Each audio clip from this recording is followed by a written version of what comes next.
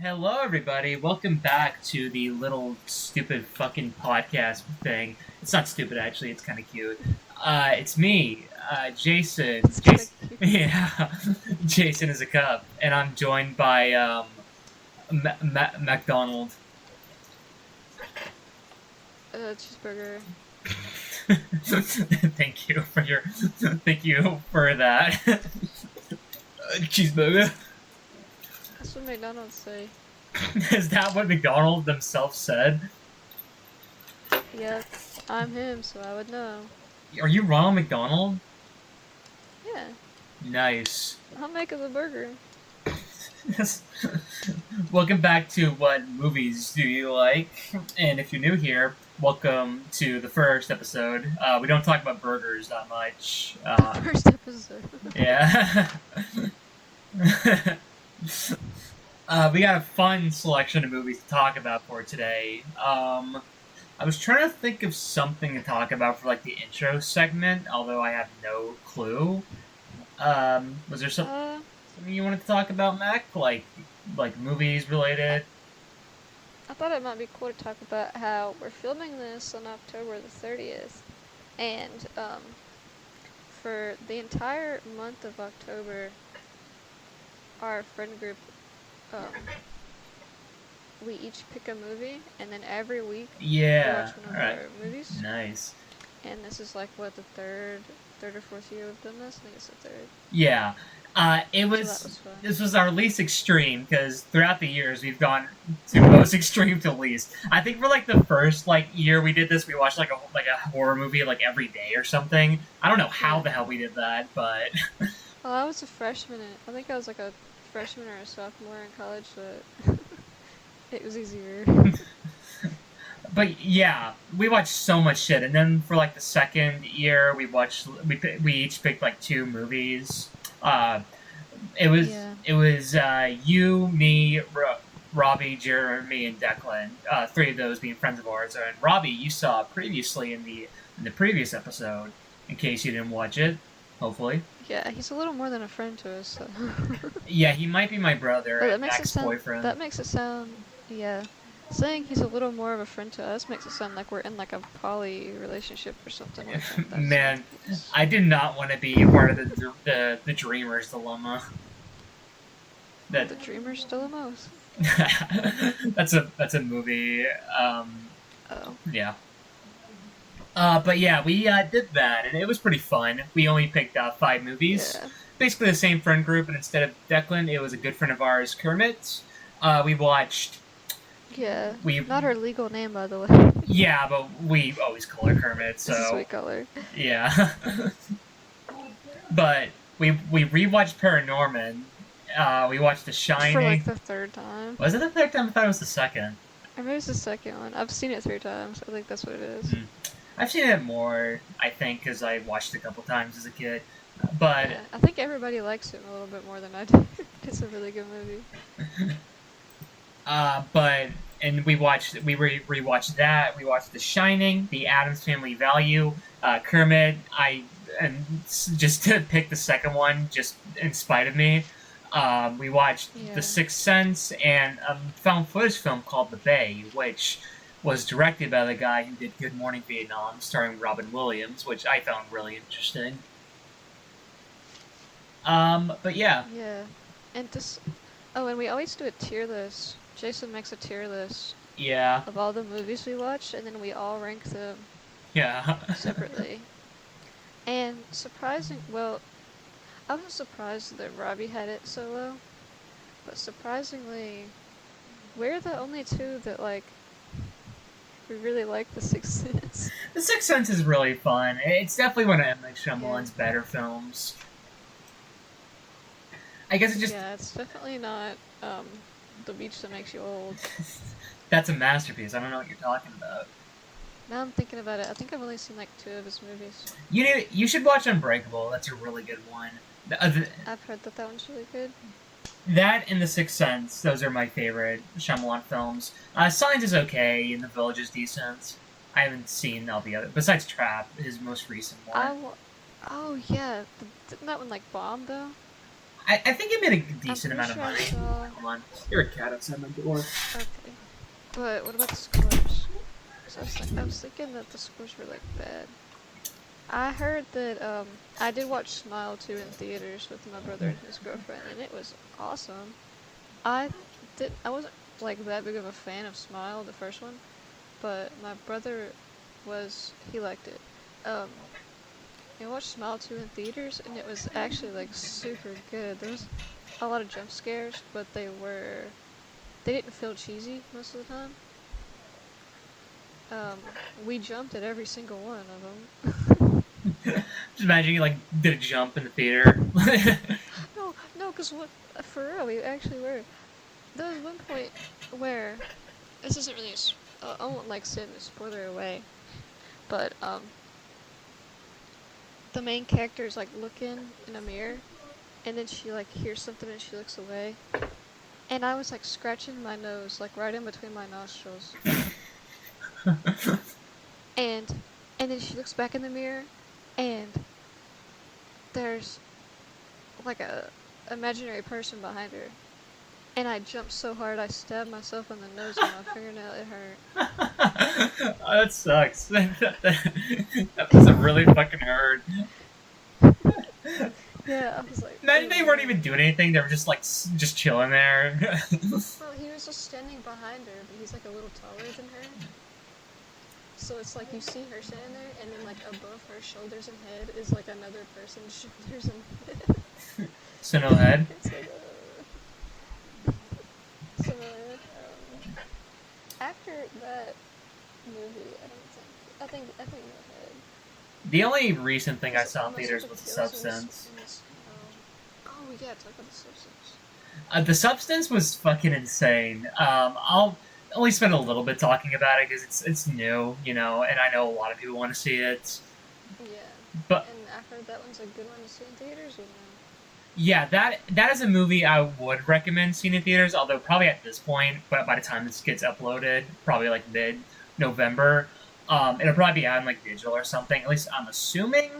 I have no idea though. Maybe it won't be. Maybe it'll be forever stuck in theaters. That'd be really based, actually. I said the same thing for Smile 2. I think that the atmosphere of the theater, because it wasn't even crowded. It wasn't even crowded in the theater. There were like 12 people in there, including us.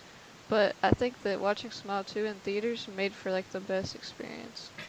I think The Substance, for me, the reason why I think people should see it in theaters is because like it's the type of movie I want to see like in the movie theater. Just like downright batshit insane, and will make you like leave the theater going like, what the fuck? And not like not over some like dumb like shock value thing, like probably like Terrifier 3, where it's just like you're gonna shit your pants after leaving the theater. I've heard Terrifier 3 is like decent, depends on what you like in horror movies, but I don't know. The Substance offers told more. Me, like a crazy thing that happens at the beginning that he heard about. He hasn't seen it either, but I won't spoil it because it's really new. I feel like it has to be a spoiler. Well, the Terrifier movies, they're just like plots in between like gore. That's what they mostly are. Yeah, the plot is gore. The plot is, what if I kill people? Yeah, what if I'm just bored and I just stab somebody like 50 what if I rip times? someone apart limb from limb and there's blood everywhere and that's the movie cut? Masterpiece! Cinema! Oh, he's gonna be the guy that made that, he's gonna be directing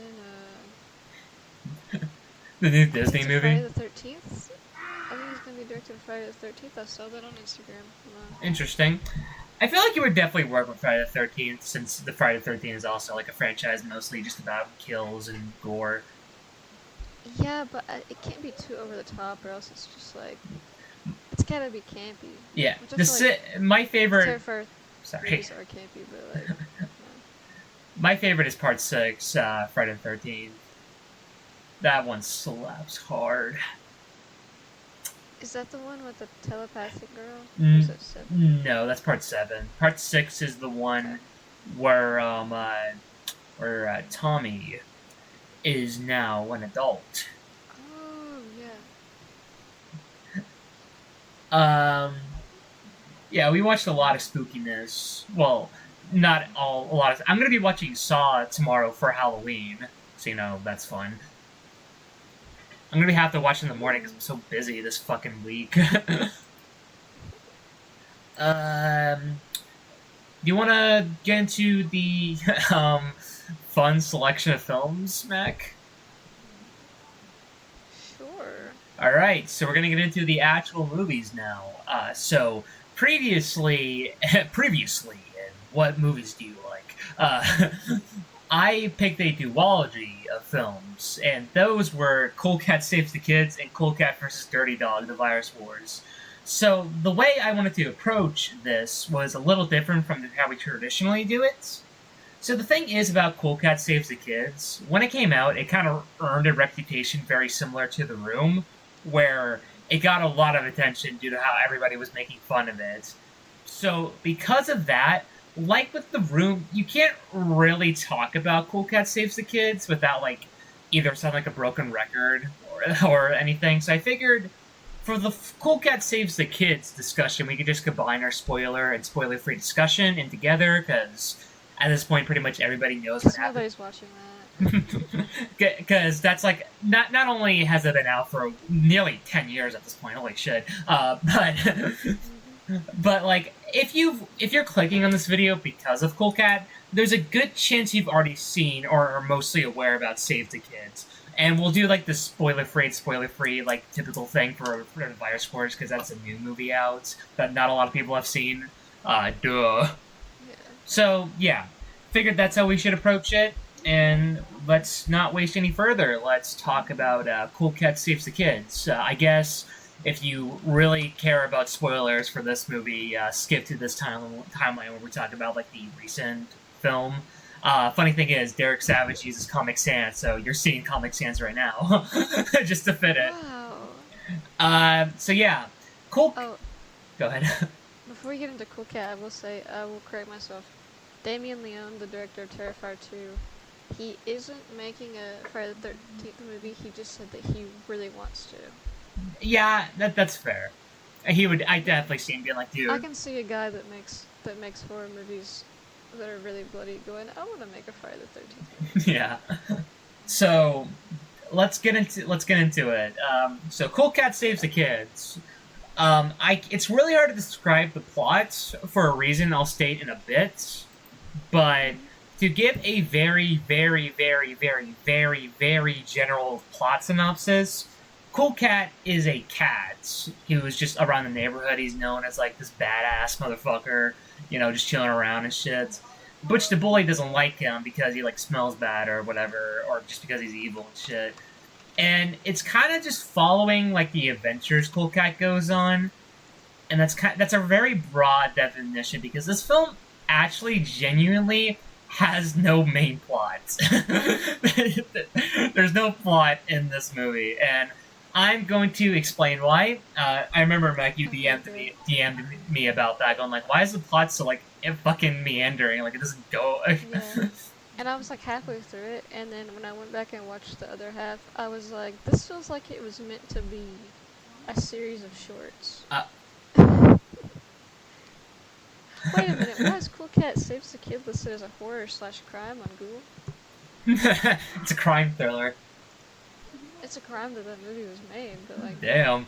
But yeah, that's basically the reason why. This is basically like those few times of like Disney directed DVD sequels where they're actually like a few episodes of like a canceled like pilot TV show, just Frankenstein stitched together into like a feature length film. That's why Cool Cat Saves the Kids is the way it is. So if you're wondering why he goes on I had a stroke there. Why he goes on a Hollywood parade or like enters like a writing competition, you're like wondering what's the main point of the movie. That's why there wasn't meant to be a main point. It's just Frankenstein stitched together. And yeah, is there anything you want to particularly talk about first, Mac, before? Let me just say, usually we get on here and every movie we're like, wow, the camera work, beautiful. I love the angles. Great cinematography. No.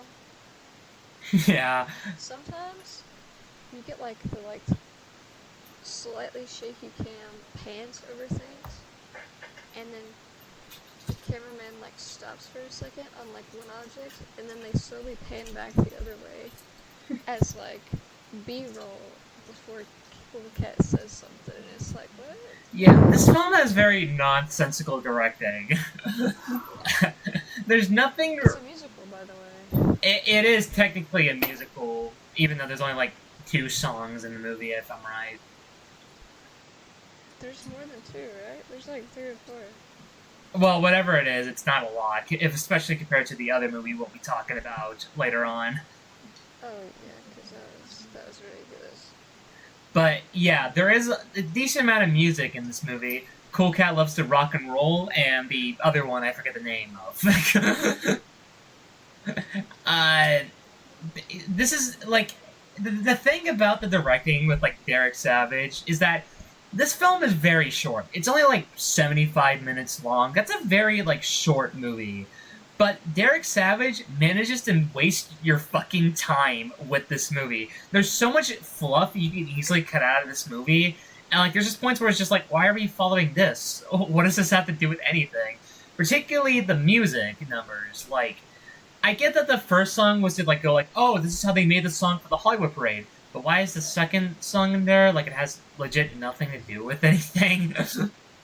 Yeah. And then there's like a segment where he decides to like record a music video, and you're like, okay, so is this gonna go anywhere? And then it does it, and that's it. He just records a music video in front of a green screen. Yeah, they just really want to show off that Derek Savage had a fucking green screen, in case you really wanted to know that he had. And that he likes to sing beautiful songs. Yeah. One particular thing that I noticed about this film was the awful sound mixing. Oh my god. Oh yeah. If you ever needed to know... Go ahead. Sorry, it's like a school project you'd make for like a high school assignment in like 2010. Yeah. Like, if you ever wanted to watch a movie that can make you... Like, if you're wondering, like, what's the difference between, like, sound mixing and, like, sound editing? Cool Cat Saves the Kid is the answer. The sound mixing in this film is just so fucking terrible. It's actually astonishing. Like, man, it's it's just like so fucking weird watching this movie because like it feels like every minute is just finding new ways to be like, how the fuck did Derek Savage like think these takes were like good? Would it be not shocking at all when I told you, apparently according to the actor who played Cool Cat in this movie, Jason Johnson, Derek Savage only did 1 take for every movie. I know that's really shocking. Well, there's one part, I'm pretty sure it's in this. Yeah, it is, because that kid's in it. There's like this one scene where Cool Cat is outside with Maria and, what's the other kid's name? Butch? No, the little like blonde boy that becomes their friend like halfway through the movie out of nowhere. I don't fucking know. But anyway, like Cool Cat says something, and then he like takes a pause, and then he says something again, and at the same time that he starts talking the second time, the boy goes to say something, and then he stops, and then when Cool Cat gets done talking, then he repeats the same thing that he started, like the other boy. He says his line that time, and it's like he jumped in early, and they didn't cut that out. They just it. Derek Savage just like, no, it's fine, okay? Move on to the next scene. I swear to fucking God. Like, it sounds like a episode of this podcast. What, about, like, the audio? No, I mean where, we just talk over each other. Yeah. Like, Cool Cat starts talking, and then, like, the kid's like, we need to... Like, I'm thinking about the scene where, like, the treasure hunter stuff. Like, I know! Yeah, I think it's that part. He's like, I know, and then Cool Cat starts talking again, and then the kid's like, I know, let's look over here. What, did you have, like, a particular segment that you just absolutely could not stand? Probably the part where Cool Cat does his dance, and Daddy Derek plays a song and he's like playing the guitar. It was just not good. It was bad. He also like bragged about his guitar too, like afterward. Yeah, and he's like, this was signed by all the band members of like Aerosmith or something or AC/DC. Even during like the early days, you can see Derek Savage's ego fracturing into his work. We'll see. I'll talk a bit about it a lot more in the other film, but like you can definitely tell, like it was slipping.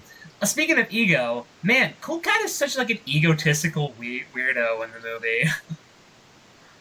Yeah, he thinks he's like the coolest kid in the world, which I get it. He is like a child, but also that part was confusing because like he's It's in like elementary school, played by a grown man.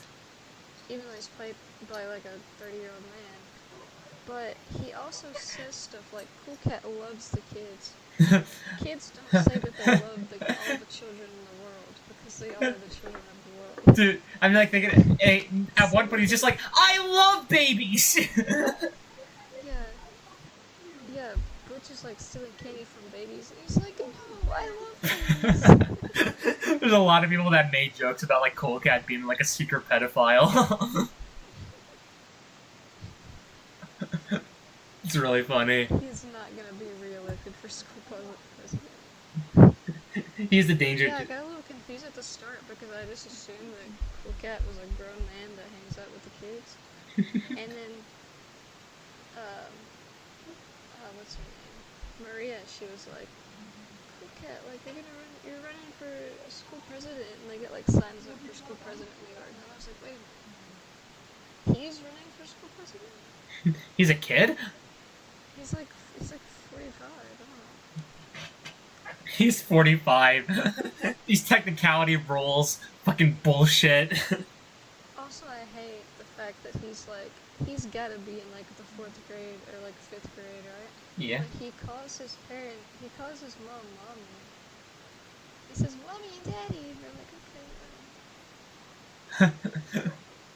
Dude. Kids his age don't say that. Dude, that scene where he like eats breakfast, I swear it took him like 5 seconds to like finish the whole thing. Like I was like, damn. Yeah, but Mama Cat mentioned it. She was like, wow, that was quick. Are you sure you ate it all? Yeah, yes, ma'am. I will say, in this one, I do have compliments to the movie. Really? I'm curious. Yeah. Mama Cat's actors, there's two listed. But I'm going to assume that it's Jennifer Kiersey because it says Mama Cat and then M.A., which I assume is like mascot, probably. It's cut off on Google.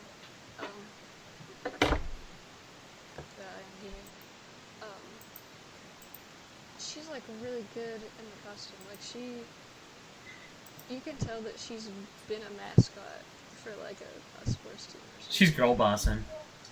She's girl bossing. And so was whoever was in the... Jason Johnson.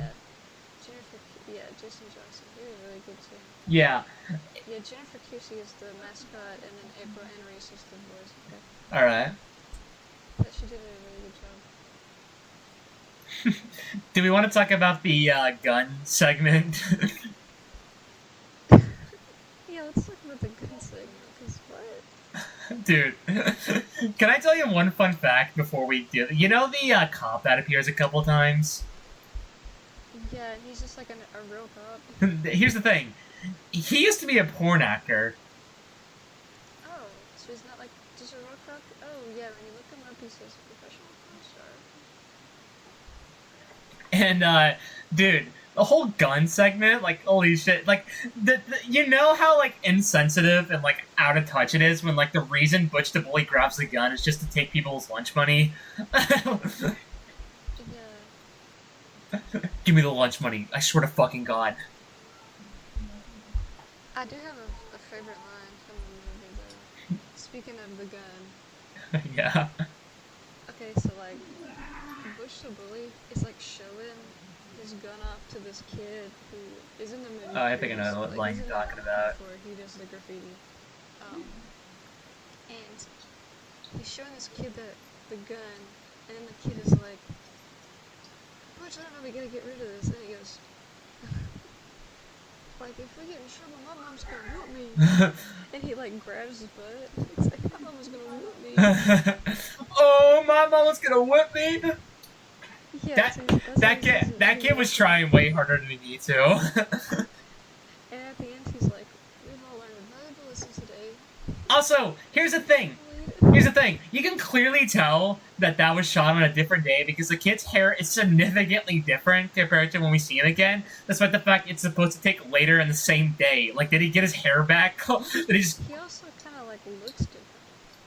Like, how long did they wait? Like, an entire year? Yeah, they, like, waited until, like, the very dead end to, like, just shoot that entire thing. We forgot to include the moral of the story. You also gotta love how, like, during the end, it was just, like, congratulated Cool Cat so much. It was like, you won the writing contest! You won all this shit! Oh my god.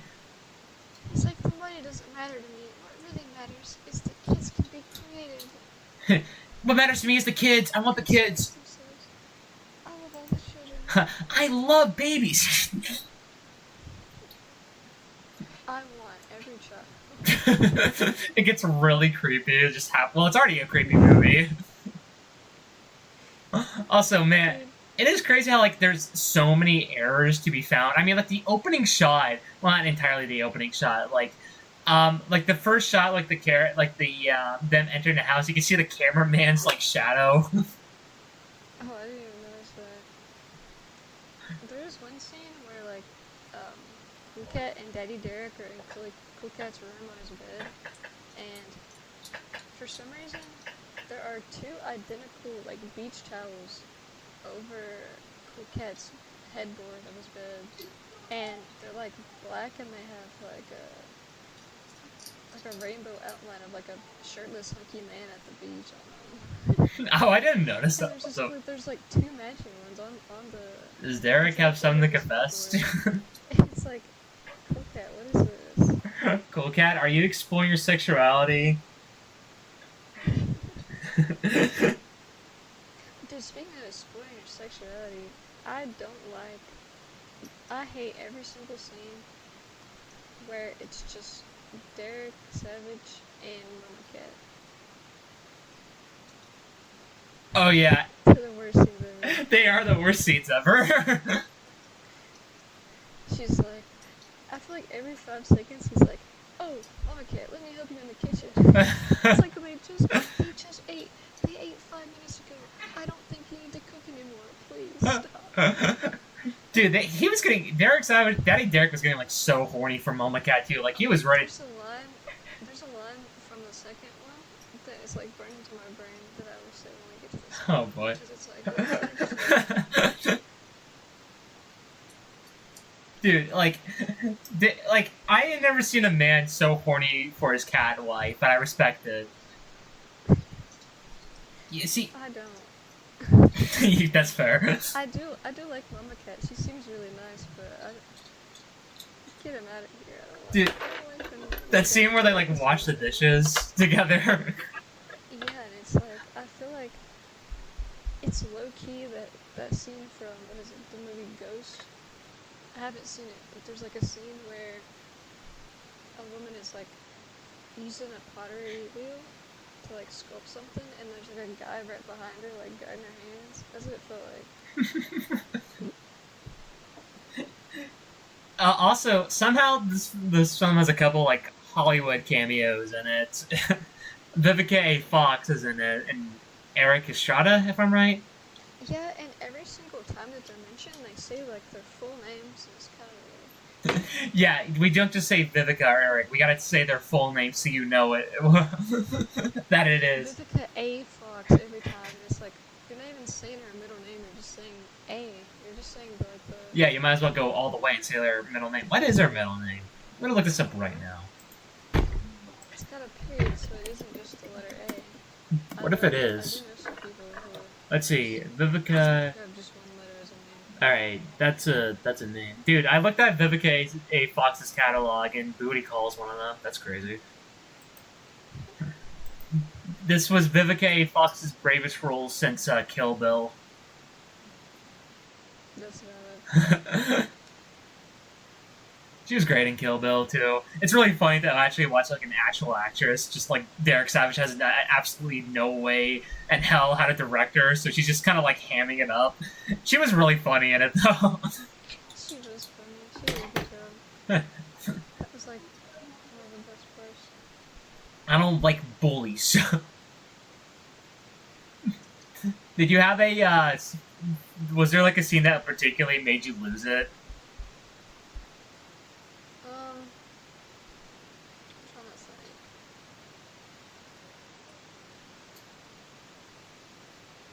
I feel like there was something crazy, but I don't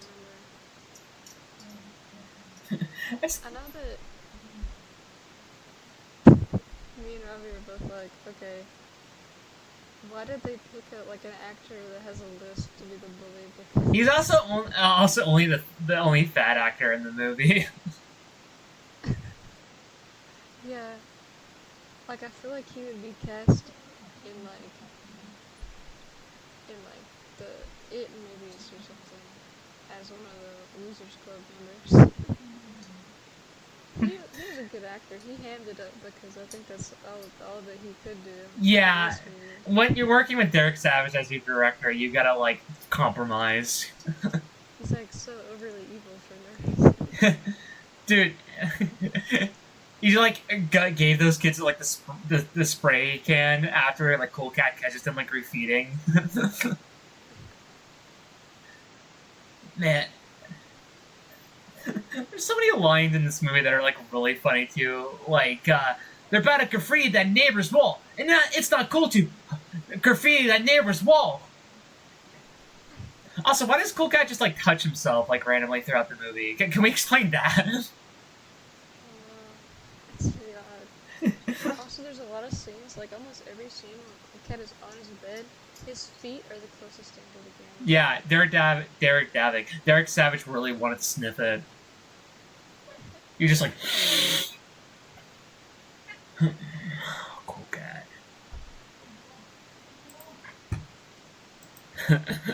Man. Also, the way that Derek Savage speaks to Cool Cat is really weird. Like the way that he talks to him is how you would talk to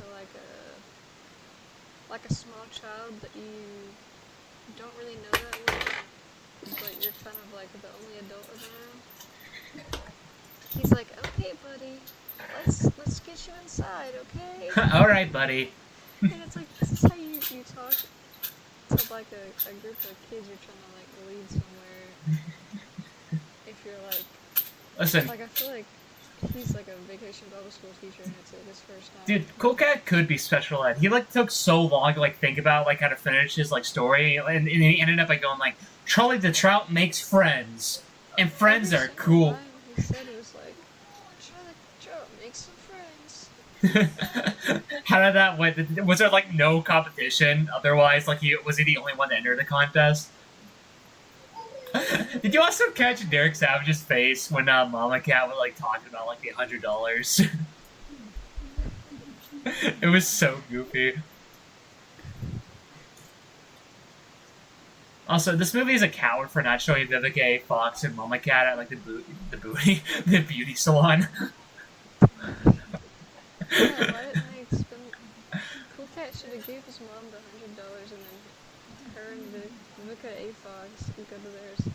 Dude, I would love to see that. Honestly, that would have probably been more interesting than like anything that happens in this Why are movie. you shaking quarters around? I don't know, dude. You don't fucking judge. Or like recording the podcast. I'm gonna record my suicide. That's not gonna happen. That's not gonna happen. Said that was really funny. I don't know, dude.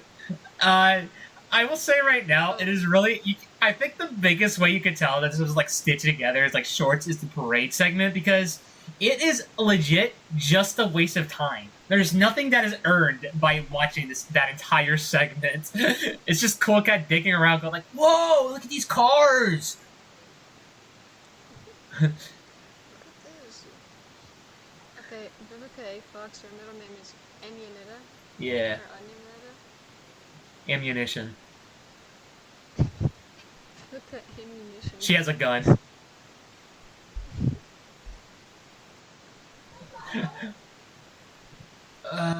She's like, this is how you stop bullying. Shoot them. Man, that cool cat stops the school shooting is going great. It's Vivica. Vivica Fox. Dude, that'd be actually fucking crazy if Derek Savage somehow got Vivica Fox to play a school shooter. It's like a 50... Is she 50 at this point? I don't know her age. She's 60. What? She's 60? Oh wow, so the same time. Holy shit. Just a 60-year-old woman just shooting up a school for, like, no reason. Like there's no reason to shoot this. Some people find a way. Anyhow. Life finds a way. I'm looking at my notes, and I'm, like, I, like, note down that, like, this film could be insensitive at points, but besides, like, the whole, like, gun thing, I can't fully think of what I was talking about. Yeah, honestly, there's not a lot to this. Unfortunately, I wish there was a lot more to say, but the thing is, there are so many YouTube videos that just, like, rip apart this movie, like, frame by frame, that it's kind of hard to bring, like, originality. It's the same problem with The Room. Yeah, but The Room is, like, really funny. The Room is really funny. I find Cold Cat Saves the Kid also to be pretty funny, but for, like, different reasons. Yeah. I can't say the same about Cool Cat versus Dirty Dog, though. That was just rough. No fun intended. Excuse you? Did you say that was rough? Like a dog? Yep. You're right. You got me. You got me. Do you want to, like, talk a bit more about this movie, or jump into Cool Cat versus Dirty Dog? I don't think I have anything else to say about this one. It is a really short movie. Yeah, I think that it does have, like, good messages. Yeah, that is true. And, like, safety and bullying. It's just kind of awkward. Like, I think that you could show it to kids, and that they would be like, okay. If your kids were really fucking stupid. Sorry. Well, like, my county, we had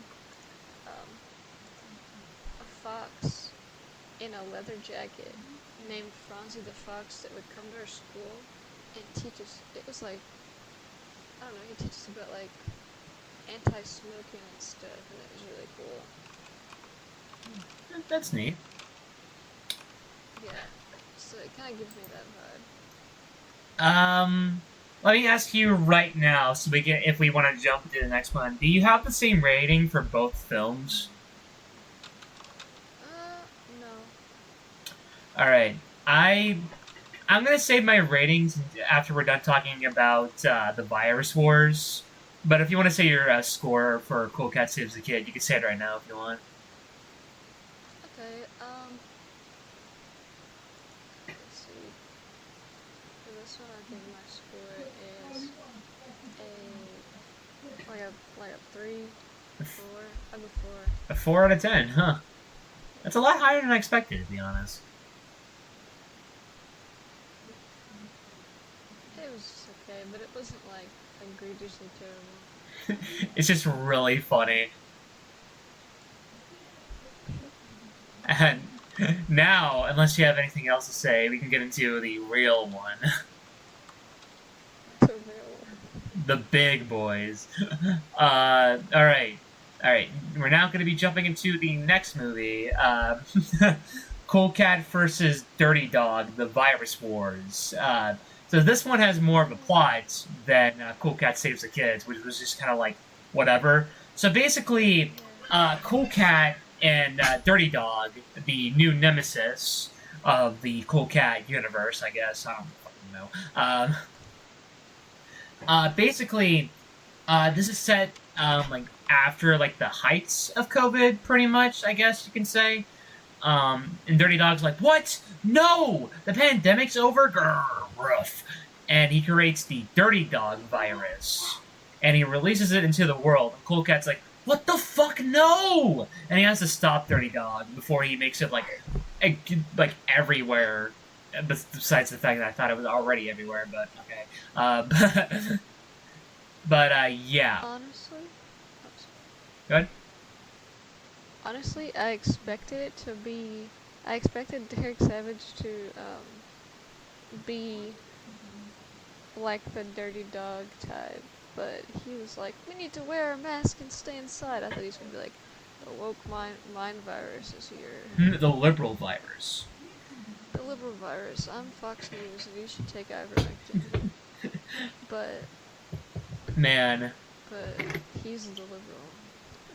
And yeah, all it took was just a little bit of time, and you see how progressively worse everything got in between Save the Kids and the Virus Wars. And I'm going to explain a little bit of why. So Derek Savage, apparently he was just really not that great to work with whatsoever. Jason Johnson, the voice of Cool Cat and Save the Kids, was reported how like he was pretty like terrible to work with, and how there's like how he mistreated the character a lot, like trying to do whatever he could with it. When Jason Johnson was like, okay, maybe we shouldn't be doing this towards kids, because like Jason Johnson was like really caring about the character. Oh, you could tell that he had a lot of fun with it too. Yeah, like he said, like he had fun like making the film, but he understands why it got the reputation it did. Yeah. But one particular thing I noticed, one thing that apparently one of the big ones that caused Jason Johnson and Derek Savage to split was like, so Derek Savage, I was gonna say yearly, but sometimes it's like not. Sometimes it's like once every 2 years. He hosts his award show called the 420 Awards, which I can describe it as: imagine the Oscars run by Reddit. The Reddit award goes to you win 5,000 karma.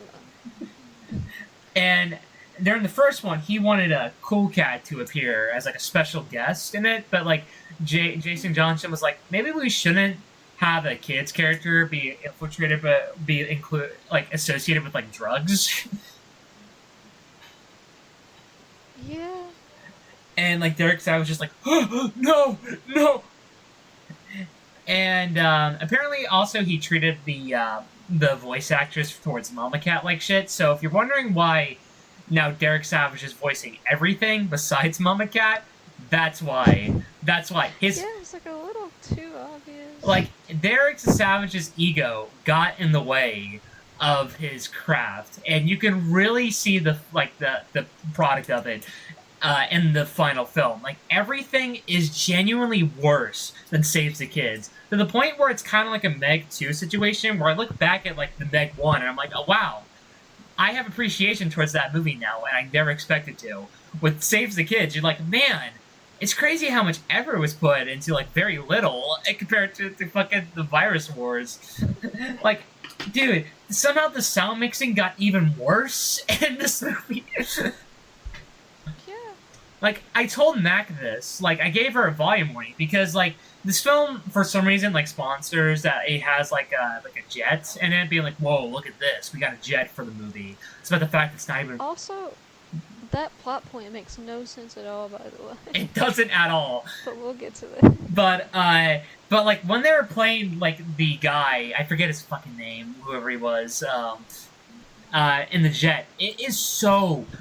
fucking loud. Yeah, like they should have recorded, I don't remember what it's called, but it's just like audio that they record after in like a studio. I don't know, AVD or something. It legit, dude, it kind of reminded me of this one time. I watched this documentary, well, an experimental documentary film called, it's a very long title. As I was moving ahead, I saw Brief Glimpses of Beauty. I've heard of that. That film, it made me kind of zone out, because it kind of felt like one of those movies for me. All of a sudden, it played this like loud fucking noise, and I was like, ow, what the fuck? But yeah, it reminded me of that, but honestly way worse, because at least with that documentary, it was only for like a little bit. Dude, the jet is so loud and stays consistent for it. Also, this film is such a fucking liar for being like, oh yeah, we got a jet for this movie, despite the fact you can tell it's like fucking reused like footage from like something unrelated. Yeah. They don't even like lip sync it to like make it look like it's like saying out of it. It's just like from a random footage. It adds nothing. It legit adds nothing, and that's one of the biggest like craziest things about this movie. The film is barely long. It's 63 minutes. If you don't include the credits, it's only like an hour long. But it manages to waste so much goddamn time that you rather more or less have like a 20-minute short instead of like a feature-length film. And yeah. I guess to get into like some that are like spoiler-free, the music somehow became more of a waste of time because at least with Save the Kids, the music had a tiny incy bincy wincy bit of like a narrative purpose to it. They were like writing a song to like sing to the Hollywood Parade, even though the second song wasn't in the Hollywood Parade, so it was just a waste of time. But we'll ignore that. But in this movie, there's like 5 songs in it, if I'm not wrong. And they're all a waste of fucking time. They add absolutely nothing. And like a few of them are raps for some reason, but he's not really rapping. He's just talking. Yeah, he's just talking with like kind of a rhythm. Like the third song in particular, like the picture song, like I don't even know why it's even in the movie because like at this point in the movie plot, it's like halfway through they like discover the dirty dog virus is going around, and Cool Cat's like, "This is so bad. I'm gonna sing a song to like make me feel better." And it's like, is this like a commentary about like escapism and like a dire situation? Is this movie like dark? Low-key, it was kind of deep. Cool Cat versus Dirty Dog is deep. You should watch it for if you want to like study like. You should watch it for your psychology class if you're a psychology teacher watching it. Yeah, for some reason you're watching this. But yeah, it is just so like nonsensical with its plot, and like. Yeah. God. Were you gonna say something? No, it's yeah. And like. I won't say exactly how yet. I'll save that for like I honestly expect the spoiler section to be very brief, but like still we'll have a spoiler section because this is like a new movie. A third of this movie is just real estate bullshit. Yeah, and it didn't make any sense. I also noted that when they were like checking out the house for the first time, you can clearly see the cameraman when they're looking through the windows. Like, you really think Derek Savage would at least somewhat learn from the mistakes he made and, like, saves the kids, but, like, he is just so egotistical. He does not know how to, like, do anything, like, good. And, like, speaking of Derek Savage, oh my god, his voice acting. Oh my god. I never thought I would appreciate the voice acting in the Cool Cat Saves the Kids, but God, it is just so bad, and Dirty Dog's voice just is so annoying. Yeah, I really miss the other Cool Cat. Cause like the voice Bring was, like, back the over other top, one. but it was really fun. Yeah. Cause he's like cool, radical, dude. This one's just this like is awesome. the other one's just like. Yeah, this one's like. And you know what also makes it so astonishing that that this movie feels so long. It feels like it takes 2 hours, yeah. but it's an hour and 10 minutes. Yeah, the thing is, this is also a case where a third of it is just reused footage because like the first like 20 minutes is just Cool Cat versus coronavirus, just repackaged. Which, by the way, Cool Cat stops COVID by just punching it. So, yeah. Take that, liberals. Well, to be fair, he also has napalm. Are we in the spoiler section yet? No. We'll get to it in a bit. Oh, you cut out. No. Okay, I'll say that later then. All right, but yeah, it just doesn't make any sense. He just punches the coronavirus, and Dirty Dog's just like, no. Also, Dirty Dog doesn't believe in COVID. He thinks it's a hoax. But he is really upset when the pandemic is over and COVID is gone. Well, he like explained that it was like the only thing that was like keeping humanity straight. I guess I'm fully fucking remember. Yeah, but it's like, but he reacted like he believed in it, and then he was like, I don't believe in it, but he's like, no. COVID it's just Derek Savage just COVID. poorly trying to implicate his views on COVID, which, dude. I'll get into like how this film handles COVID and stuff like that during the spoiler section because it is rough. It's really bad. It's something. It's a little bit of a something, all right. Also, I don't know who. Like this film somehow gets weirder with the camera angles than saves the kids. Yeah, because there's like one where he just like, I don't even remember the context. They're in somebody's like office or room or something. And he pans over these, like, pictures and, like, awards on, like, a side table. Oh, yeah, I forgot there's, like, a furry in, like, one of the photos. And then it pauses. Yeah, one of them is, like, a furry cop or something? I don't know. Dude, that was, like, the first thing that made me lose my mind. Pans back over him. And it takes, like, a full minute. And the cherry on top, this film also uses AI with it. Oh, it does? The news reporters, besides the one at the first 20 minutes, the news reporter's voice is AI. Oh, wow. I don't think I paid enough attention to even catch that. You just didn't care enough, which I respect. Also, they just, like, use real news footage of Joe Biden. Yeah, they used Joe Biden footage, and it was really funny. I was watching it and I was like, wait a minute, that looks like Joe Biden. Wait, that is Joe Biden. What? Joe Biden? Biden, how'd you get here? Are you lost? Probably.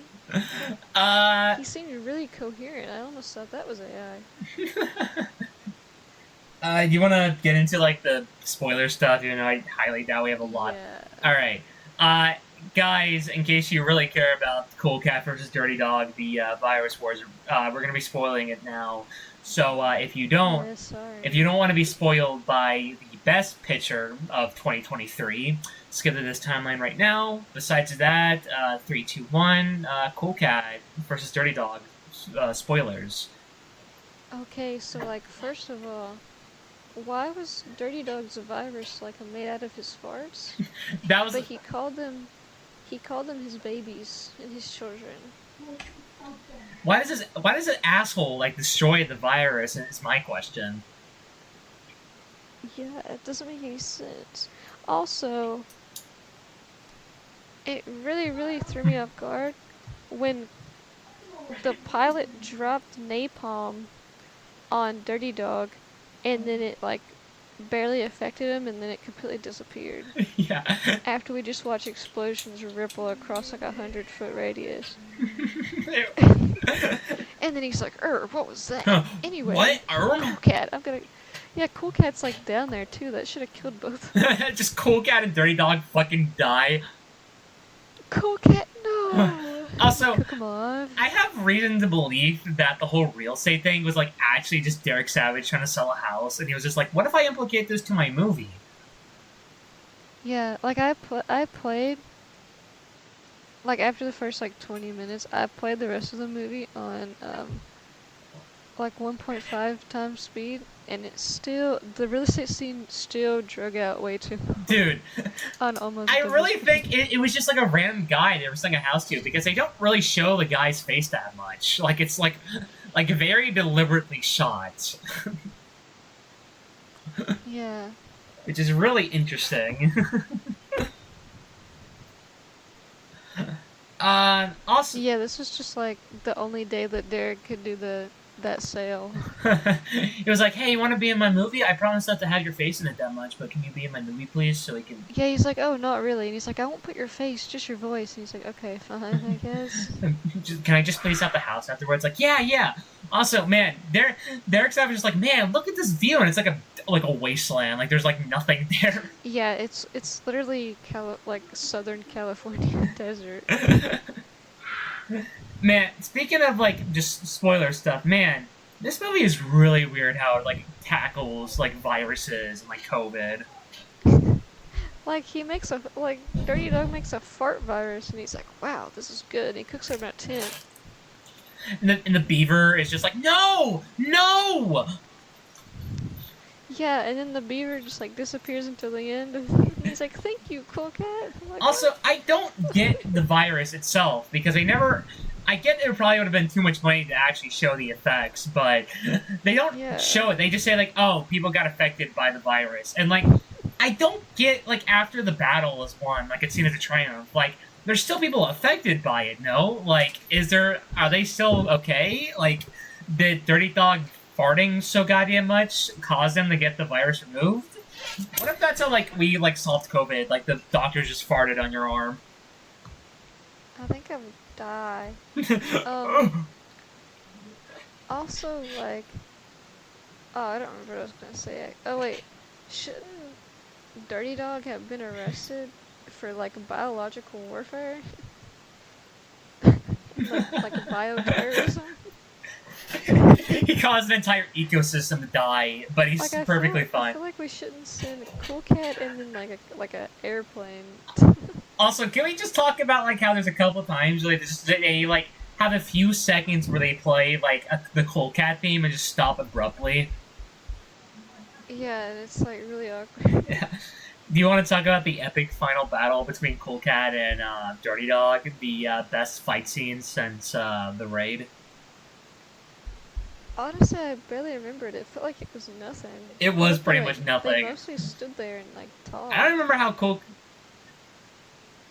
Well, they like fought for a bit, but like all that happened was just like Dirty Dog by the fight Cool Cat, and Cool Cat just moved out the way. Like that was just. Yeah, it was like. And the way he makes Dirty Dog fart is that he trips him, and I guess he has like the most sensitive stomach in the world. You guys made me fart. Oh! This smells like shit. It smells so good. Sorry. Sorry. Also, it's... Oh, that's delectable. It also feels weird because you can clearly tell, like, Derek Savage was trying to make Dirty Dog, like, hey, look at this weird character. Like, look at him, how he's, like, mistreating, like, COVID and stuff like that. When, like, one of the lines said in, like, 20 minutes was, like, remember, people, different people have different opinions on this pandemic, so always respect them. It's like, it kind of feels like you're kind of glorifying, like, anti-vaccinators and stuff. Like, I don't know. It's like, it's okay to be anti-vax as long as you're a human and not a dirty dog hybrid. Yeah, as long as you're not Dirty Dog. As long as you're not a filthy, Alrighty, let's ask half-human creature. Let's ask the hard questions. Best song in the movie. None of them? Fair. I actually have like one like legit compliment. Maybe the first song that Cool Cat sings. Yeah. I will say, like, the composer, I forget his fucking name, hold on. Like, the guy who's, like, making the beats, you can definitely tell he's trying. Yeah, the beats were good. It's just that Derek Savage cannot sing whatsoever. Oh, and the rapping was worse. It was so bad. The first and second songs that Dirty Dog sings, I was like, oh, this is just rough. This is just bad. And I don't even get why there was, like, why he, like, even sung the second song. Because he's just like, man, I'm about to release the virus. But first, let me do a song cue. And it's like, why are you wasting fucking time? Yeah, like, what if you fart and kill it? Man, I'm glad we asked the real questions here. Yeah. I think this is a podcast for the people. I think the composer was Steve Manning, if I'm right. That's his name. I think that's what was listed in the credits. I'm not too sure. Also, what was your thoughts on the best shot of the movie, the POV kissing? Scary. It was really scary. Oh wait, that just reminded me.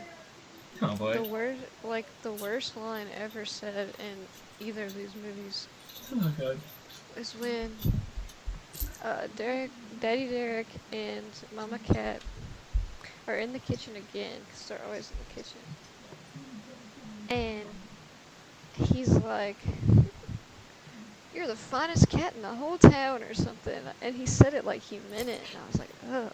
I think Derek Savage wants to fuck a cat. That. Like, I genuinely think he wants to fuck a cat. Like, she's cute, but she's a cat, bro. Bro, get some pussy. Not that pussy. Well, apparently he did. Because they have a child. Yeah. Do you think this is just projection for Derek Savage? Oh, not. What? Like, Derek Savage just really wanted a child, so he was like, okay, I'm gonna make a pretend child, and he's the coolest cat. I'm gonna make a grown man pretend to be my cat son. This is actually, like, one of the biggest, like, fetish movies out there, if you think about it. Yeah. Man, wow. What a... It's so funny to me, because I'm, like, thinking about it. I was, like, thinking about this before we were recording. Like, I watched Oppenheimer and Killers of the Flower Moon, which are both movies released last year that are 3 hours long. And this film felt longer than both of those films. Yeah. Like, recently I watched Smile 2, and that movie's over 2 hours long. But somehow, Cool Cat vs. Dirty Dog felt like it was longer than that. Like, it's just so, like, pointless, like, most of the scenes. Like, there's, like, nothing. Like, and next time, like, a major, like, virus outbreak goes out, I'm just gonna go to, like, a green screen and go, like, picture! Let's take a picture! I don't know why they even... Picture. Besides, I really can't think of anything, because, again, this movie's really short, so it's, like, really hard to get into, like, there's short films you can get really in-depth to, but the thing is, this is not, like, I don't know, like, It's Such a Beautiful Day, or something. I haven't seen that film, but I've heard that film's, like, phenomenal, and it's, like, only 60 minutes long. You can't really talk that deep about the virus wars, unless you really wanted to. Yeah. Unless it's, like, your favorite movie in the world. There's a guy on Letterboxd that's, like, seen it, like, 5 times or something. Oh, he needs help. He needs some serious help. Do you want to get into the conclusion? Yeah, sure. Alright, so overall, the Cool Cat Duology is fucking crazy as shit. It's honestly funny to watch how progressively worse everything is in comparison. Because Cool Cat Saves the Kids is like a really bad movie. But if the Virus Wars manages to be like worse in like every degree, like everything's awful in it. The acting is terrible, the fucking like sound mixing particularly is really bad. Derek Savage has no idea how to direct or write movies. And he edited this movie, by the way, which the editing wasn't like... It was pretty bad, actually. What am I saying? The editing was shit. Excuse me. Like, pretty much everything that you could do wrong in a movie is in it. And that's why I love these movies. They are so bad that it is just so insane to watch. Like, especially this recent one, like, how do you even, like, go by, like, making any of the choices you did for this movie? Yeah. Overall, the best movie of 2015 and the best movie of 2023, without a doubt. You have anything you'd like to say? Definitely. I think the first one, it's funny to like watch with some friends.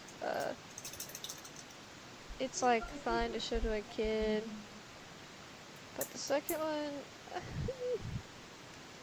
I think you're better off turning on like the Sci-Fi Channel movies. Honestly, I think you're better off watching like Zombies or something. Is this worse to watch than Skibidi Toilet?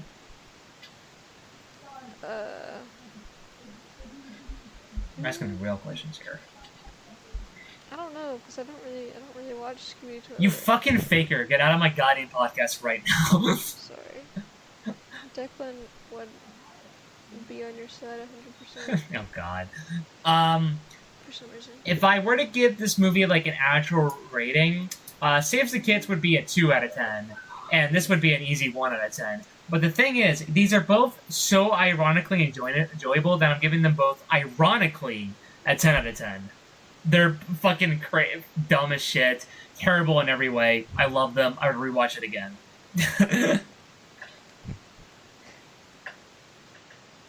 And what is your score for this beautiful movie? For this one, I give it like a 2. And damn, a 2 out of 10. Rest in peace. Rest in peace. Man.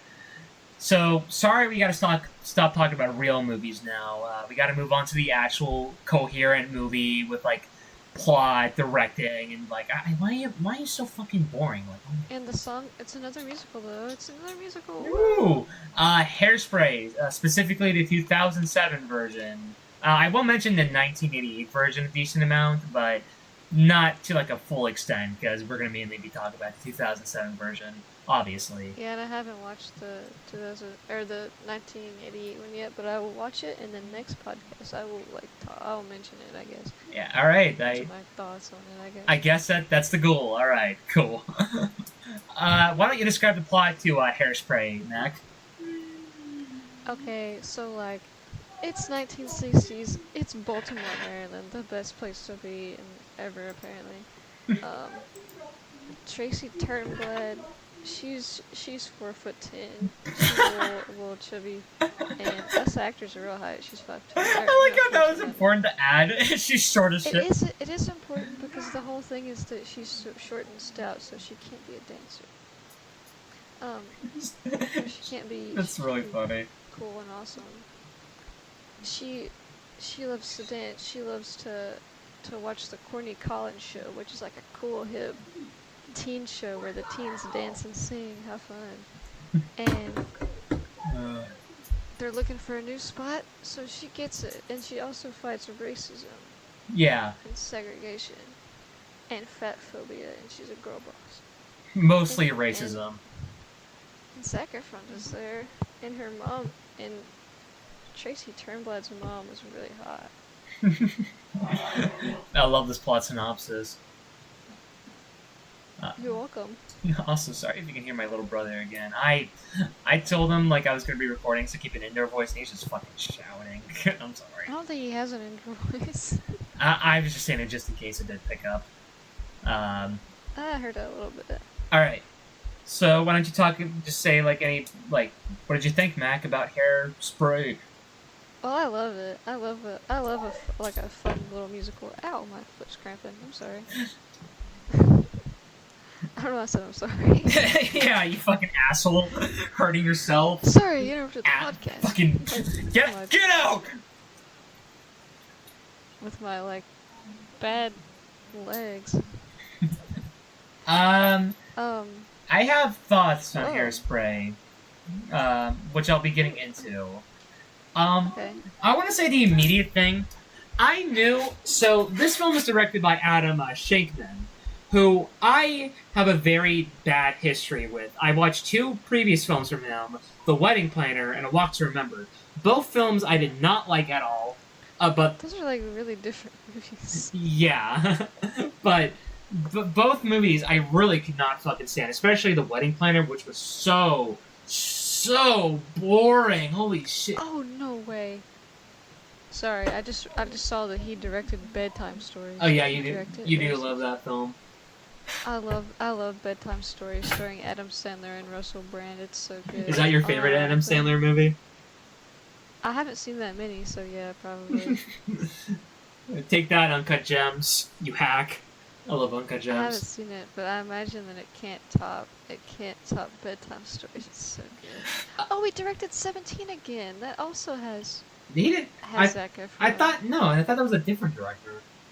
Or maybe he was just in it. But okay, he's just in the movie. Going back to what I was saying, Sorry. You're good. Basically, I think the opening sequence was an immediate sign of hey, this is going to be at least better than the other Adam Shankman films, because this film actually has an opening that is coherent. Because in A Walk to Remember and A Wedding Planner, when I say A Wedding Planner, The Wedding Planner, they have these weird show-offy, look at this one take or opening take. And it's like, okay, the wedding planner was actually kind of like, okay, you're getting somewhere, but you added like a random cut for like no reason, so the one take gets lost. But A Walk to Remember, it tried to be cool with this one take, but it's just characters standing around and like cars parking like close to the camera. That's not impressive. Like any director can do that with like any competence. Yeah. But Hairspray, it actually opens with like not a oneer, but like, you know, an actual character introduction. Like it introduces Tracy, you know, who she is, what she's like, how much she loves her town, all that stuff. It's honestly, I think this is less of like the director doing something right and more of the source that it's material. based off of a real musical. That's fair. Maybe it's like that for every other film, and like he just got really lucky with this one. But yeah, I actually liked the opening in an Adam Shankman film, and that was like, okay. I love the opening. It's so good. And also, John Waters cameos in it. Oh yeah, he's the Flasher. It just fits him to be that. Yeah, it's definitely like John Waters would definitely be a cameo like that. Also, the cast is so good. The cast is so iconic. Yeah, I mean, first of all, Queen Latifah. Yeah, who's like an icon in any musical. She's in Chicago. I fucking love Chicago, dude. That movie's so good. She was so good in that movie too. I know. Dude, really Robbie good. was so horny for her. he just enjoys any character that's just a big mama character, you know? That's fair. But also apparently in Chicago she wore a push-out bra that gave so much push that scene where she's walking down the stairs she couldn't see the stairs. Her tits were so big she couldn't fucking. But yeah, they got Queen. They got her. They got Christopher Walken. They got Michelle Pfeiffer, and of course John Travolta, who played. Also Amanda Bynes. Yeah. Come on. Yeah. From the Amanda Show. James Marsden from the Sonic movie. Actually, I guess I can list one fun fact about John Travolta's character Edna. There was actually a few other actors that were considered for it, but before they landed on John Travolta, and those. Oh yeah, I remember one of them, but I can't remember who. Tom Hanks, Steve Martin, and Robin Williams. Maybe it's Robin Williams. Also, Billy Crystal was considered for Christopher Walken's character at some point. Oh, Billy Crystal would have been funny, but I like the Christopher Walken one. I like Christopher Walken because he's like a real like slim guy. Yeah. Compared to John Travolta in a 30-pound fat suit that he wore for this movie. It's also kind of cool how... I feel like, oh, sorry. I was gonna say, I found it pretty cool how, like, this film kind of segmented, like, the characters in a way where, like, there's main star actors, but, like, they're more, like, secondary roles, meanwhile, like, the main one we focus on is, like, an entirely new actress. Yeah. What was her full name? Nikki Blonsky? Yeah, Nikki Blonsky. Yeah. She also wore a fat suit for the movie. But could not save like her from her eye. 30-pound one. With the massive dump truck. Yeah. She wore Do we want to get into Edna? Smaller one. Yeah. We're gonna be here for another 10 hours just because of Mac talking about Edna. I'm sorry, folks. Okay, so like, I feel like John Travolta was a little too into it, apparently, from what I've seen, because the way he talks about his 30-pound fat suit is so strange. He's like, it was skin tight, and I'm so glad it was, because if it didn't move right with me, it would have been so over, pretty much. It's like, what? You can definitely tell this film is really proud of like having John Travolta in this movie because just to mention like one like he's a trained dancer. Yeah, just to mention like one small thing. It's not really a spoiler thing. It's just like in the 1988 film when they introduced Edna, they didn't have like this like huge build up like starting with like showing Edna's feet and then showing like her face. It just showed like Edna like in her entirety. Mm-hmm. Like they were like, damn, we got John Travolta, so let's just let's just like build it up. Like hell yeah, we got it. One thing I will give compliment to this film compared to the 1988 version, and this is like a compliment I can give for the film overall. I like the 1988 version more for reason I'll explain later. But the biggest compliment I can give this version overall is that the plot makes sure everything is a lot more aired out and makes more coherent sense compared to the 1988 version, which can sometimes feel a bit like it just kind of does whatever it wants with its plot at points. And yeah.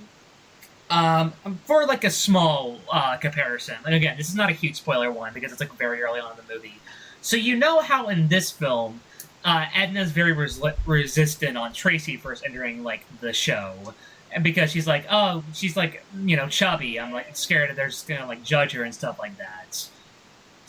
And the 1988 version, they don't really say that. Edna just doesn't want Tracy on the show. And Tracy just sneaks out and just goes audition the show to begin with. So I really like how they did it in this one with like the dad Christopher Walken coming in and be like, it's really what you want to do, then go for it. I like that. Yeah, dude, Edna and Wilbur's romance was so beautiful. It was like they had a really great chemistry for like no reason. the way that Christopher Walken looked at John Travolta. You know they. I could feel like the lust in his heart. Dude, the man was so clueless. But oh wow, Nikki Blonsky has like a really pretty they/them wife. I like that. Nice. But yeah, that's like one of the things I did really like overall. I just felt like it was just a lot more tighter with like plot stuff. Like it was like explaining more with like how things did it. The 1988 version is by no means like incoherent. Like you can definitely still follow the plot. It's just that the 2007 makes sure it's like everything is like more like, okay, I understand what your goals are, what you want, and stuff like that. Mm. There are some changes that I'm not a big fan of, but again, I'll get into it later. What else did I put in my notes for Hairspray? Oh, I thought that James Marsden was really good in this, because like he's in a lot of good movies and he's a really good actor. But like when you think about James Marsden, you think of his movies where he's like the human character playing like the straight man for like the wacky cartoon character, like in Sonic or Hop or there's others I feel like. But like he was really good. He had a really good voice. It was fun. I liked it. Do we want to talk about the music? Oh, the music is good. The music is great. What's your favorite song? I'm not entirely sure, because, I don't know, a lot of the music kind of just blended to me, being, like, the same quality. It was, like, good. Not, like, my favorite songs in a musical movie by any means, but, like, maybe the Corny Collins, song, like the TV show song. Cause like the nicest kids in town one? Yeah. The nicest. Mainly just because of the roll call part. Yeah, because that was fun. Although not gonna lie, when I saw that, I don't know why, but the way they were like kind of like going by their names, it kind of reminded me of that classic video where it's like, "Hi, my name's Katrina, and my name is Hugh." I don't know why it reminded me of that, but low key. Also, when you said it reminded you. That just also reminded me of the, everybody say sausage. Eggs, bacon, ribs. That's a classic video. Grilled sausage. I like girls, but I still get sausage. I love that. The only, like, the only thing I wasn't huge in, like, the music-wise, just, like, I don't know if it's just me, but, like, John Travolta's, like, singing voice was, like, very hit or miss for me. Sometimes it sounded good, sometimes it sounded a little gargly. Well, it's like sometimes he was like really trying on the Edna voice, and then other times it was just his regular voice with slightly higher. Yeah, I get that. I did like the "You're Timeless to Me" though. Yeah.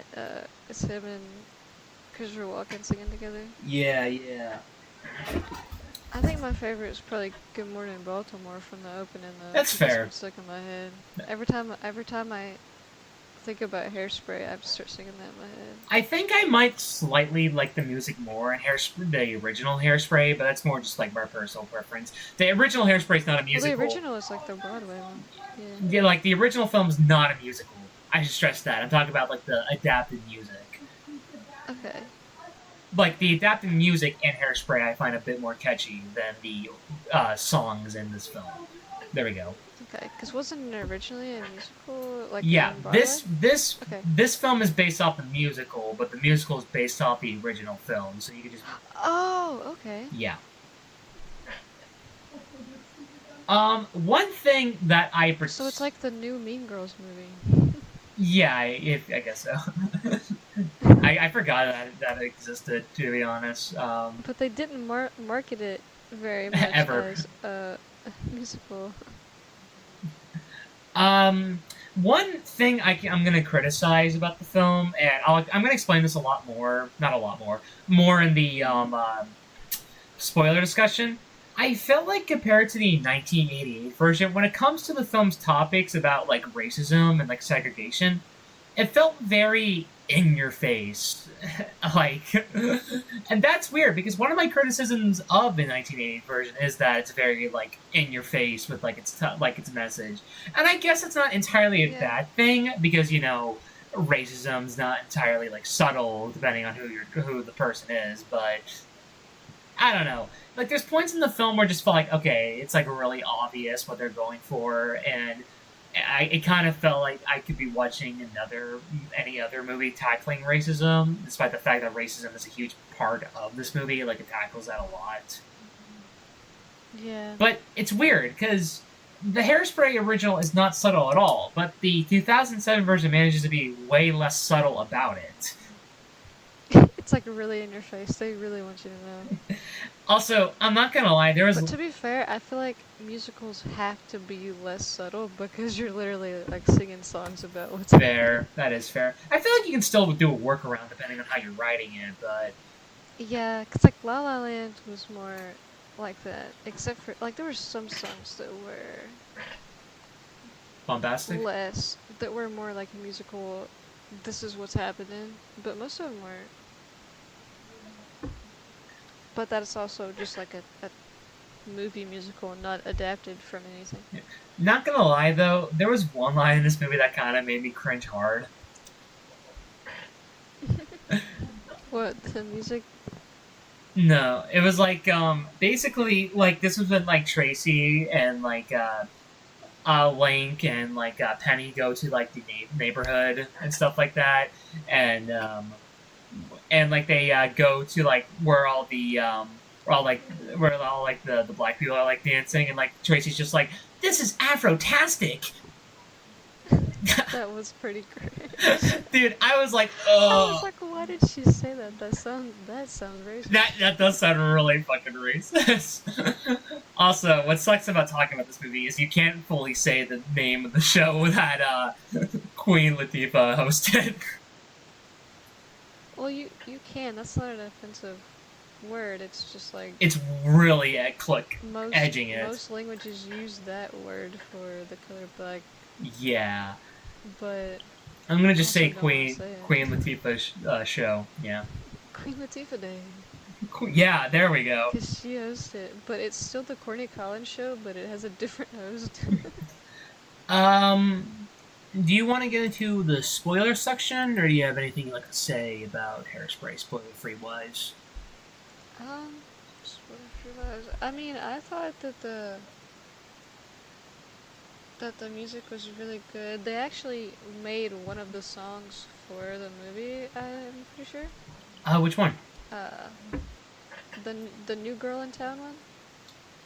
The New Girl in Town. It's like, they sing it on the show when.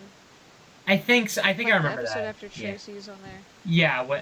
When like when Brittany Snow. Yeah. Hmm. Yeah, when Amber is like singing it and like her two backup dancers, and then on the other show, not gonna lie, that there's like a different group of people singing it. Not gonna lie, that reminded me of Bring It On. Yeah, Velma, the racist villain of the show, she's like, they can't sing that song. That's the song we just sang yesterday. And Queen Latifah's like, well, these girls wrote it, so yeah, they can sing it. And it's like, okay. Actually, you know what? No. Actually, I changed my mind for my favorite song. I just remembered the one that Michelle Pfeiffer song was probably my favorite. Oh, that one was good. Yeah. Has a little Mother Knows the Best in there. Yeah. Like I kind of forgot about that song despite it being my favorite. I don't know why. Also, I really like the scene where Velma tries to seduce Wilbur, Tracy's dad, and he's just like trying to sell her some so clueless about it. It's great. Stuff. That's low-key. Edna and Wilbur is me and Robbie. I could see Robbie being so fucking clueless of like another woman like hit on him. He's like, what do you mean? What do you mean you didn't want to hear me talk about Skylanders? Yeah, Robbie. Talk about something else. Real. Anything else you'd like to say before spoilers?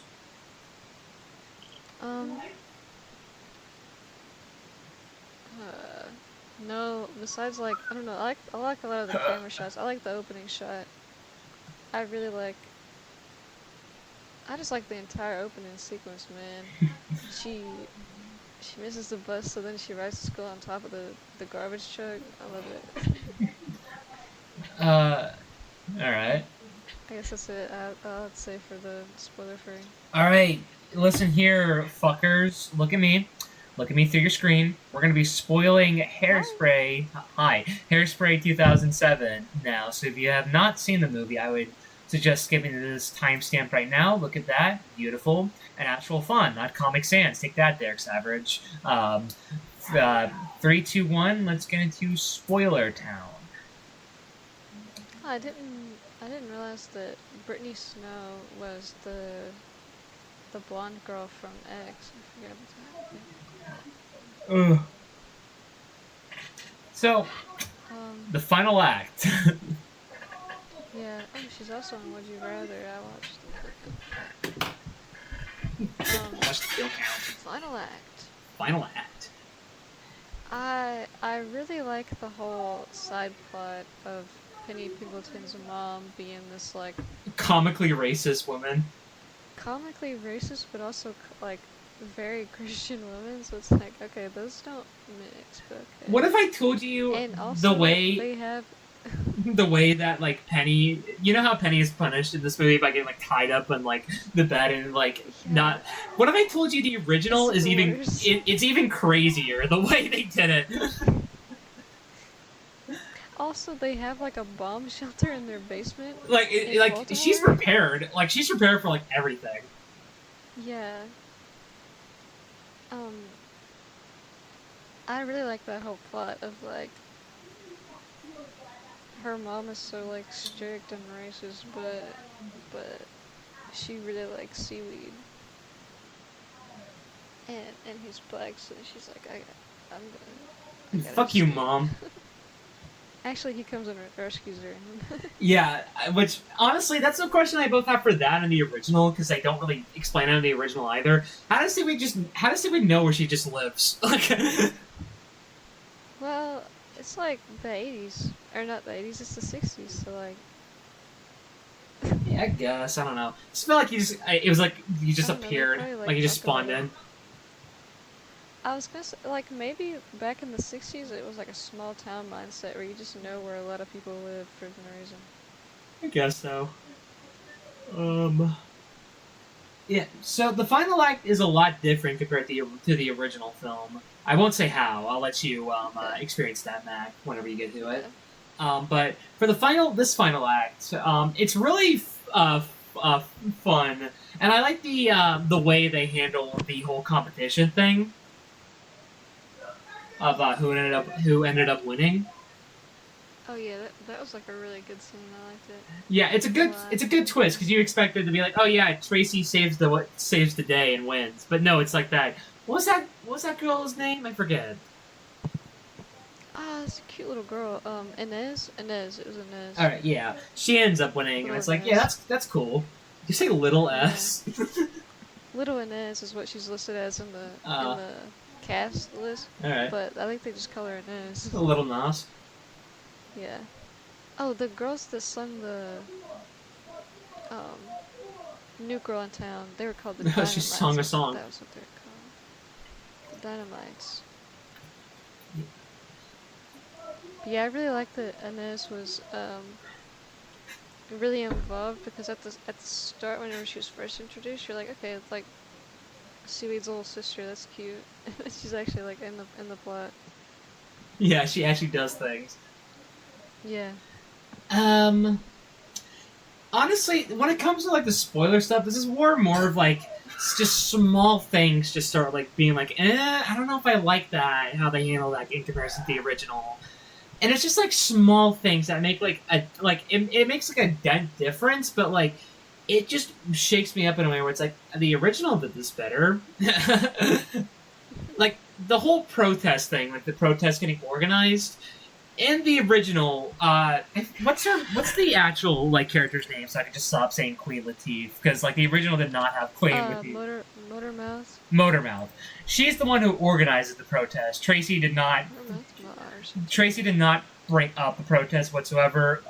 Motormouth. She's just like, hey, we're gonna do a protest, all right? Because the Corny Collins show is fucking racist. Yeah, but it's not Corny Collins' fault. Yeah, it's not his fault directly. It's the network. Yeah, but in the remake, like her show gets canceled. Tracy's like, we should do a protest, and it's just like, I don't know. I kind of liked it better when it wasn't just Tracy. You know, the only white woman there scheduling, setting up a protest. And then when the cop shows up, guess who runs away? The white woman.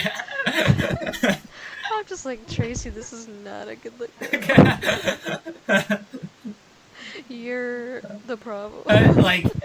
It's just like a small difference, but it's just enough where I'm just like, I liked how it did in the original a lot more, and it didn't even do a whole lot in the original. That's the thing. But yeah, and like Link, is less complex in the original, but I think it's kind of a bit better. Like, unlike Link isn't concerned with like his career in the original compared to how he is in this one. You know how he's just like, I can't participate in the protests because you know my career, I don't like it. Yeah. And then like later, I think they had to kind of modernize it a bit. I guess so. But like Link was just all in it. He did not give a shit. He was like, okay, yeah, we're protesting this shit. Fuck it. Dude, he's so rough for that. Yeah, and I don't know. I just kind of liked how he was in the original, even if he's more objectively complex in the remake. If you want to go by like objective standards. I really like the whole thing of like he looks like Elvis and all the girls love him. That is true. Man, it is so crazy how like Elvis used to be like a crazy sex symbol. And like by the end, he was just like so sweaty and disgusting. He did like little thrust around. He did like a little hip shakes, and all the girls were like, "Oh, oh, dude, the Mr. Pinky from the Plus Size Dress Shop. His actor played Wilbur Turnblad in the original. Huh.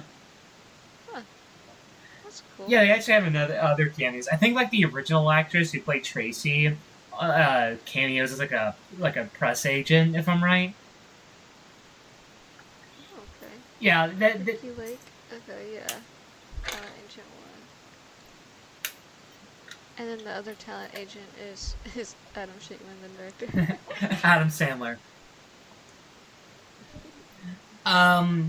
It is kind of the whole roll call at the end was pretty fun. It's cool to just see Edna just sing. Yeah, I really like the whole sequence of like they're like, okay, let's make a plan, but you don't like get to be in on the plan, and you just get to watch it unfold and be like, ooh, okay, for like breaking into the Miss Hairspray pageant. Yeah. I like particularly the moment where they reveal that Tracy was hiding underneath that like pillar they used to like break the door. Yeah, she's hiding in the Hairspray game. Dude, honestly though, she kind of lucked the fuck out, because if they like grabbed any other one, they would have noticed the weight difference immediately. Like, wait, why is this one light but this one heavy? Yeah, she's like, wait a minute. What do you mean it was heavy? It's hollow on the inside. Like, the way Michelle Pfeiffer delivers that line is so great. I love how Michelle Pfeiffer just acted in this movie in general. She's like, yeah, she's a great actress, and I'm the only one that can do anything right. It's like the vibe. Pretty much like every film has known how to use Michelle Pfeiffer besides I Am Sam. Excuse me.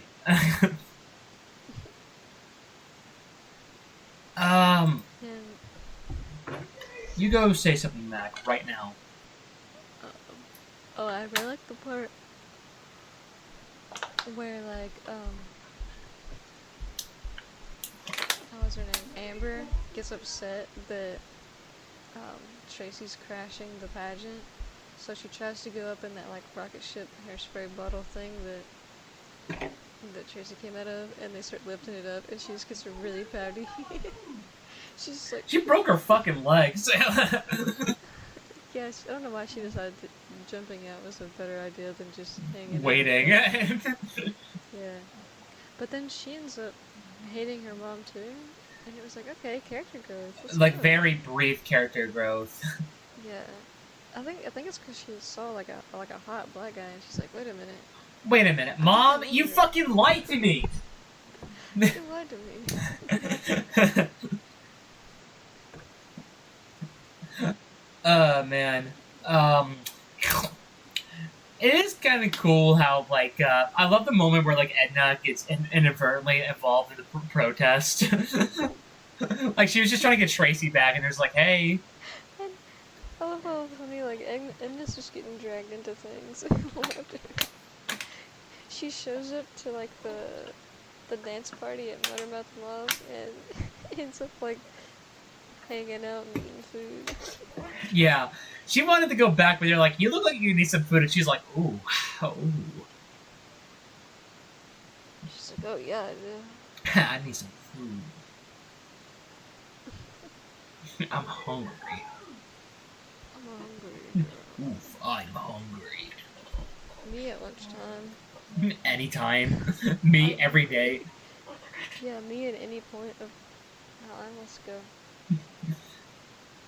I'm trying to like think of other things to say, but like my brain's a little bit blank. I think it's because like I just don't have a lot for this movie, to be honest. Like I kind of like said most of what I really liked and like what I mainly disliked, just like how like more in your face it is and stuff like that. I think because of that, I was just like so conflicted during the whole time I was watching this. I was like, okay, I like this change. I don't like this though, but I like that. I don't know if I like that. Yeah, that's fair. I need to watch the original so and be like, okay, I see. I can see you liking the remake more than the original. I guess it's more like an adaptation of the musical rather than like a full-on remake of the... It is a little hypocritical, I guess. I am a really big fan of Hairspray 2007, and I'm a big fan of Heathers, but I hate the musical Heathers. Honestly, you're one of the only people I know that like hates the Heathers musical. Well, it's like a serious movie. Well, yeah, but it also has like a lot of fun like quip to it. Yeah, it's like a funny one, but it's like I don't know. I just think that a lot of the songs are kind of obnoxious. I love this song in the Heathers movie that plays in the opening. Ooh, I can't remember what it is, but When I was just a girl. There you go. yeah, I do like that one. Back to Hairspray. Back to Hairspray. Is there anything you like to particularly mention, like spoiler wise? Like, was there like a particular moment you really loved that happened like later on in the film? I'm trying to think of any like in particular. Even though it's kind of goofy, I did think that John Travolta did a really good job. But I think that the whole Tracy and Link relationship was like kind of silly the way it played out, but it also worked with how the rest of the movie. Dude, imagine. It's like you're like, okay, he's just like dumping his girl, which you already know it's coming because like the way that he acts around Amber, you're like, yeah, he wants out of this and he's looking for a way out. Dude, so then whenever he starts talking to Tracy, you're like, yeah, let's go. Let's go. I'm just trying to imagine like Edna or like Wilbur just like seeing like Link just rolling around like Tracy's bed, just like singing how much he like fucked up. I was thinking about that. He's over here like air humping and like dancing around in Tracy's room holding a picture of her. I'd be like, And like Edna's just trying to make some food. But like Wilbur would totally be like, "Go get her, boy. Go get her." You know what? I could definitely see Wilbur I doing approve that. it. He just cares about love. Yeah. And making your own decision. And he's like a really cool dad. Honestly, Tracy has like a really cool parents. They're like really progressive for the 60s. They are really progressive for the 60s. They're just like they're just like, I think everyone should follow their dreams and it doesn't matter what you look like. And you're like, okay. Follow your dreams. Preach. Preach. Hell yeah. You're like, okay, yeah. Yes. If you want to own your joke shop in Baltimore, I think that's epic. Cool. Based? Holy based. Oh my god, based. Also, Christopher Walken was fitted out in this movie. He was dripped out. Yeah. It's a great combo, like the skinny guy and the fat gal. Yeah. That works. That's a perfect combo. I like that combo. Yeah, we know, Mac. We know. What do you mean? I know, Mac. My relationship is the opposite. Yeah, I know. That's why I'm saying. I also like that combo. Yeah. I like the Family Guy, Lois and Peter Griffin combo. I want every couple to look like that. I want every couple to be exactly like me and my boyfriend. No. Do we want to get into the conclusion? Yeah. All right. Overall, Hairspray is a pretty decent film. I have my gripes with it. I think the racism aspect is really on the nose, and like it was handled better in the 1988 version, which is again weird because the 1988 version is very in your face. It has a lot of it's good. Got, like Divine in it. Yeah, Divine's great in it. I love Divine in that movie. But that's she's great. That's besides the point. It has a lot of good things about it. The performances are pretty good. The music's pretty solid. It definitely looks pretty good. I didn't really mention it that much, but like the overall like art direction and sets look pretty great, and pretty much all of it's well made. I just feel like narratively it's a bit of a mess, and that's why I like the 1988 version better. It just felt a bit more coherent, which is weird because like also the 2007 version's more like narratively coherent in other ways, and it's confusing. Don't watch movies ever. Stop watching movies.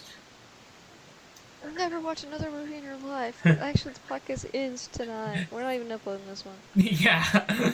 If you watch this, you're actually like going to prison. You're going to be locked up. What did you think, Mac? I thought it was epic. It was kind of nostalgic because I remember watching this with my mom whenever I was a kid, and she's a big fan. She was a big fan back then. I don't know if she was. I don't know. And she was like, "Oh, I love this one," and it was really cool. That would be So, really yeah. interesting. I like the music a lot. Also, I really like. We didn't talk about this. I forgot. But I really like the coloring of the movie. It's like The coloring is pretty everything great. is so bright and bold, and it's like It fits. when you think of the '60s, you're thinking of this. A 2007 movie. What's set in the '60s? Yeah, I know. But, Mama, welcome to the '60s. yeah, that song. I would overall give this film a 6 out of 10. I thought it was pretty decent. Not one I'd probably rewatch again, to be honest, but I didn't hate my time with it.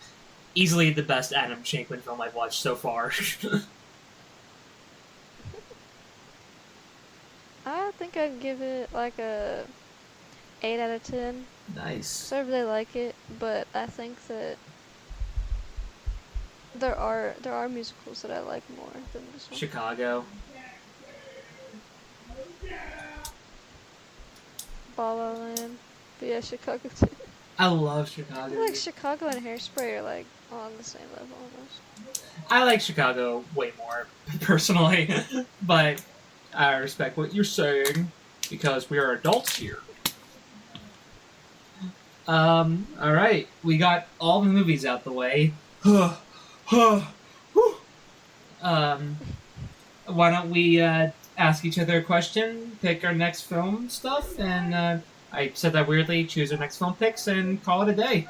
Or night, because it's nearly 11. Well, not nearly, it's nearly 10:30, whatever. Yeah. So do you have a question, Mac, you want to say? I forgot that we did a question, honestly, because we didn't do it last time. It's been a bit since we recorded it because of how long it took to get the other one uploaded. Even though this is coming out after, like, way after Halloween, what's your favorite, like, go-to spooky movie, Halloween movie, you know? October. That's a tough one. October movie. I'm trying to like think of one that's like very like fun to watch and I could just rewatch it anytime I want. Let me look at my. Would it be like fucked up to say Texas Chainsaw Massacre because I really love that movie? Why would it be messed up to pick that one? I don't know. Like I'm thinking like comfort movies or something. Okay, that being like your comfort movie. I'm not entirely like it's not entirely a comfort movie. Just when you say like go to like Halloween movie, I'm thinking like a comfort movie. Yeah, to me it's not a comfort movie because I hate it when his family bullies him. That's the only reason I don't like it. He's like mentally disabled in some way and they like bully him. Even Maloney's just a boy. He's just a little boy. I think that's a good pick though. It's a good movie. It's really iconic. I love. That's my favorite horror movie, personally. I guess I'll go with that. Oh yeah, I forget that. I think for like favorite like Halloween time movie in general, it'd probably be American Psycho. But if you really want something with like something that will make you feel more traditionally scared, spooky, I'd say, oh man, Scary Godmother. I'm like stuck between 3. Scary Godmother, yeah, I like that one a lot. I like the second one better, actually. No, I don't. I like the second one better because it gives you the s'mores microwave recipe. Movie critic. And not like the pizza that's made out of like crackers and ketchup. Hey, you can't say that. That's gross. I'd say it's between 3 for like atmospheric vibes. I'd say The Strangers. Okay. And then Creep 1 and Creep 2, but for different reasons. There are scenes in Creep 1 that are just like straight up make you feel so uneasy. But I think that Creep 2 is a better movie. I haven't seen Creep 2, but I didn't really care for Creep 1 that much. And if it's still in theaters, go watch Smile 2. It doesn't matter too much if you watch the first one, but like it'll make sense if you watch it without watching the first one, but like, watch the first one too, why not? Oh, why not? Because that one's really atmospheric, like it'll have you jumping around. I kind of thought of my question on the dot because I've been like so busy recently that like I kind of didn't think about a question until now. So this one's gonna just be like kind of like just an open question. So when you're watching a film overall, is there a particular like filmmaking aspect that you're particularly looking after for? That being the directing, the writing, how it's shot, how everything looks, all that stuff. Like, is there something that's particularly like always on your eye? Like, how well did they do this?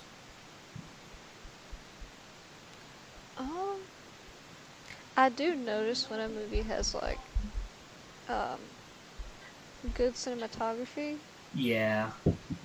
But I also like when a movie has like good sound mixing. Good. Which, like, I will say, I think that's why, not to go back to Smile 2, but I think that's why Smile 2, the jump scares were so good, because you're watching it in IMAX theater with the surround sound, and they mixed the audio so well. Like, the jump scares are kind of loud, and you're like, oh. I think I'm gonna have a hard time. I would also say cinematography. Dude, that'd be so sad. Yeah. I'd say... When I see a Dutch angle, I'm like, alright. Ooh, damn! Ooh. Dude, that's why you love Do the Right Thing cinematography so much. That was just like all Dutch angles. Yeah. And that's why I like Man from U.N.C.L.E. Like, it's an okay movie, but there's so many, like, fun little editing and, like, camera stuff. I kind of forgot about the movie, not gonna lie. We watched it in my high school film class, and then we had to pick, like, different shots and analyze them. Because there's one where it's, like, I don't remember what it's called in, like, cinematographer terms. Describe it? You know, when there's, like, different things happening at once. There's like a shot where the left side of the screen, you're seeing like one part of like a heist thing that they're doing. It's not. I guess it's a heist. They're like breaking into this place, and you're getting like one angle of it, and then on the side, on the right side, there's like 3 other smaller boxes. Kind of reminds me of like a film reel, I guess. Where like I feel like there is a type of shot for that, but other parts of the heist. I feel like there's a type of shot for that, but like that sounds more like an editing thing than a cinematography thing. It is an editing thing. I was gonna say. I just can't remember what it's called. Like I was like, are you sure this is a cinematography thing? Because this sounds like editing. I think it's still part of it, or it's like how you're setting up the shot or something. Fair, yeah.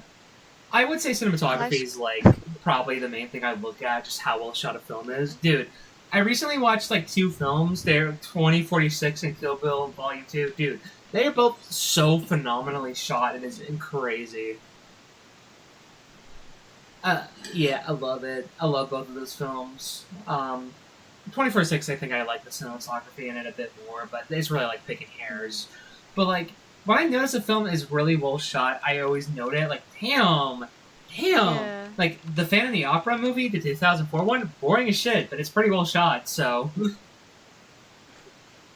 It is a really boring movie. The music is so good, though. Oh, man. My favorite song for that is the one where they're, like, with the mask and stuff.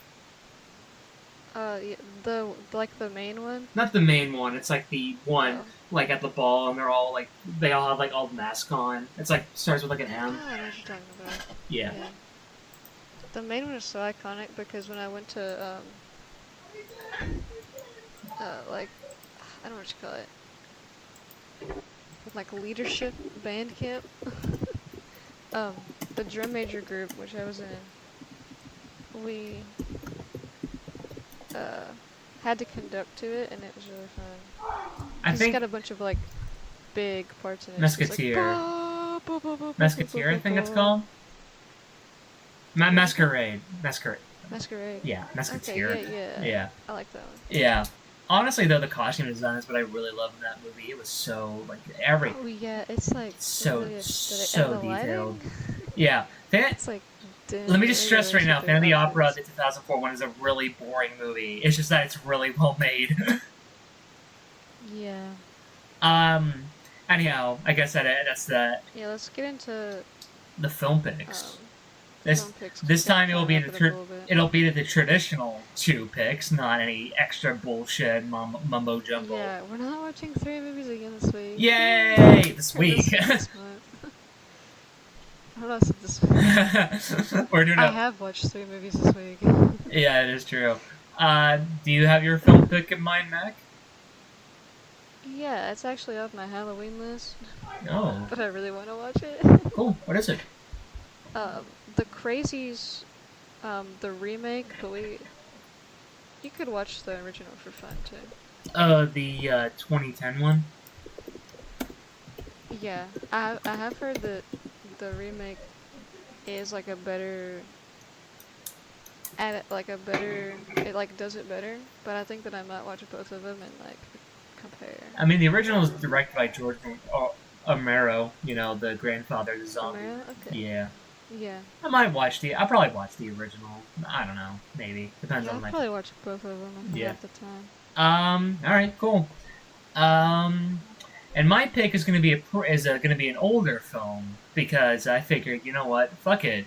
I was debating between 3 movies that I wanted to pick at some point, and I'm going to go with this one because we haven't really tackled a lot of like old cinema in this little podcast, so why not? This film was released in 1957. It's a Russian war film called Cranes Are Falling. I've seen a couple clips. The cinematography is cool as hell. So I figured, why not? Let's watch that one. Looks pretty neat. Could be pretty fun to discuss, I hope. Yeah. Alright. I'm excited for that then. I haven't heard of that. The Crazies and the Cranes Are Falling. They both have like very... Ooh, I like that. That's got a good ring to it. Yeah. We're about to get so much views. Yeah.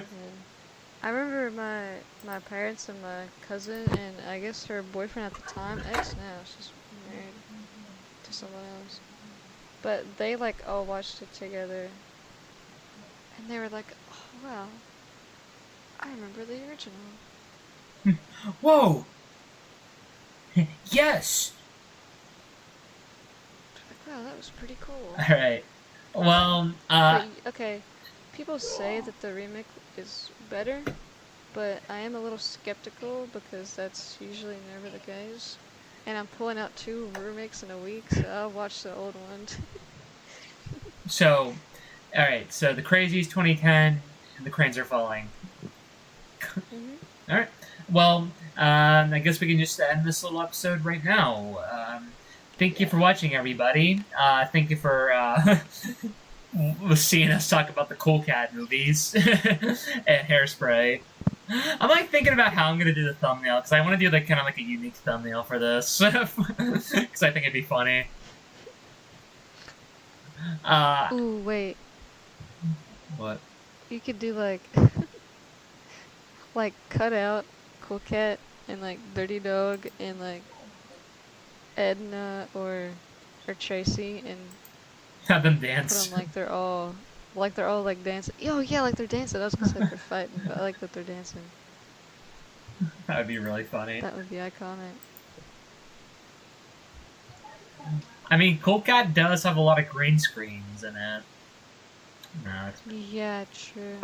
Well, thank you everybody for watching it. We'll see you in December for the next episode, probably by the time this gets uploaded. Yeah, do you have anything you'd like to say, Mac? I don't know. Happy Halloween, happy Thanksgiving. Hope you eat a lot if you're American or Canadian. Happy Bonfire Night to people in the UK, because that's their November holiday, I think. UK is so fucking stupid. Ooh, look at this. Like they have a holiday about Guy Fawkes. Guy Fawkes. Yeah, like Guy you know the Fawkes. anonymous mask? It's that guy's face. But yeah, that's all. Alright. We'll see you another time. Bye-bye. Bye. Bye. Bye. Bye-bye. Bye. Bye. Oh no.